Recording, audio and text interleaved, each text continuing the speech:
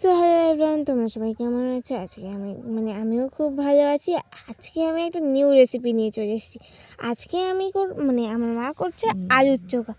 আর আলুর চোখা করার জন্য ফার্স্টেই আলুগুলোকে সিদ্ধ করে নিতে হবে। আলুগুলোকে সিদ্ধ করে নেওয়া হয়ে গেলে তারপরে আলুগুলোকে ভালোভাবে চটকে নিতে হবে সুন্দর করে। তারপরে পেঁয়াজগুলোকে ছাড়িয়ে কুচি কুচি করে কেটে নিতে হবে।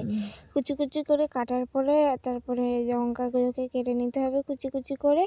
আর তারপরে তোমার ওই যে ডিমটা দেখতে পাচ্ছ, ওই ডিমটা কিন্তু সেদ্ধ ডিম।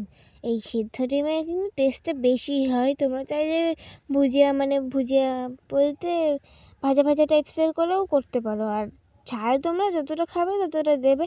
আমরা যেরকম খাবো সেরকমই কিন্তু আমরা এখানে ঝাল দিয়ে নিচ্ছি। এই যে ঝাল আমরা আমাদের মতন দিয়ে নিয়েছি। আর তারপরে ওখানে চলে গেলাম কড়াইয়ের এখানে চলে